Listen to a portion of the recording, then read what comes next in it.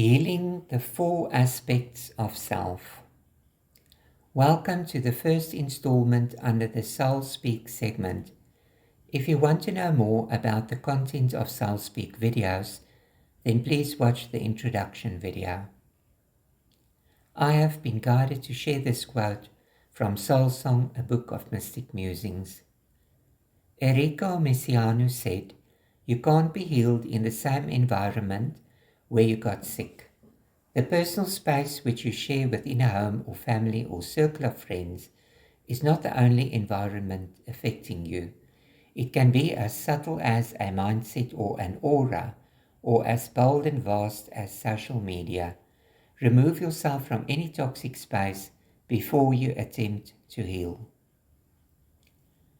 Healing is not defined by how you fell apart, but by how you put yourself back together again. The more traumatic the events from which you need to heal, the more comprehensive and profound the healing process should be. Human beings consist of four cardinal aspects: the physical aspect, which is the body; the mental aspect, which is the mind; the emotional aspect, which is the heart; and the spiritual aspect, which is the soul. Healing should have a holistic approach, and it should encompass healing of all four aspects. Healing will never come full circle if only one or two aspects are addressed. There's only one way to physically remove yourself from the situation or circumstances which wounded you, and that's to leave. Just leave. Turn around, walk away, and don't look back. Removing yourself mentally is more challenging though, because the scope of the mental aspect is vast and the external influences are extensive and overwhelming. You will have to look at everything which has an effect on your mindset, mood, and mental health. Social media poses the biggest challenge with regard to external influences on account of people's propensity for oversharing and overindulging. I am not saying that you should close all of your accounts, but you will have to suspend your online presence while in healing mode.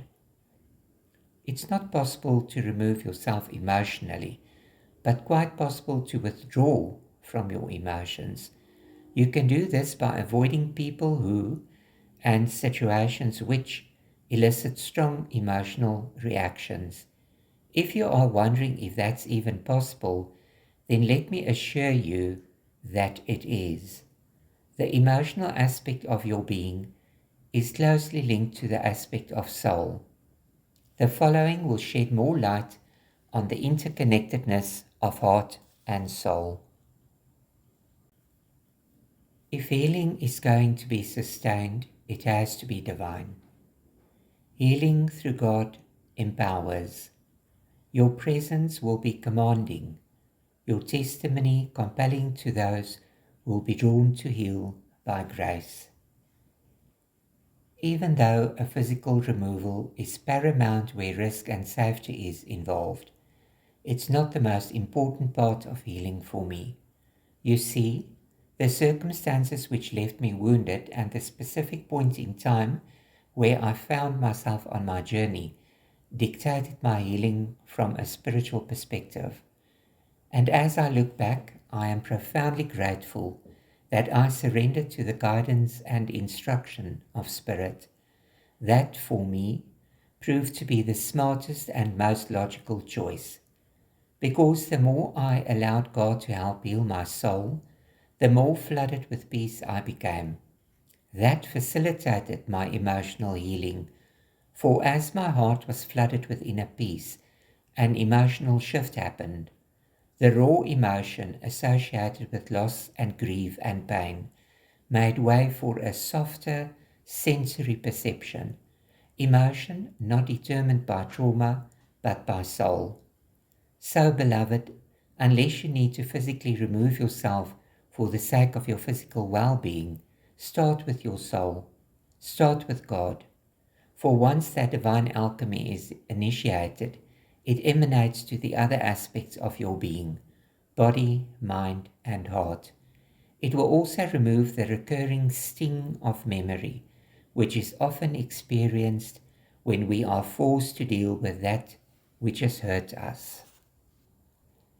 A significant amount of the content of both spiritual books have been devoted to forgiveness, healing, closure, and moving on. The wisdom and guidance contained within will inspire and assist you on your healing path, for healing in itself is a journey, being able to share that journey, a blessing divine. If you have been a victim of narcissistic abuse, my third non-fiction book, The NARC As Super Villain, will provide you with the knowledge, insight, and clarity which is needed to initiate the healing process. Until we meet again to share some soul speak, be well, be happy, be safe, be blessed. Much love.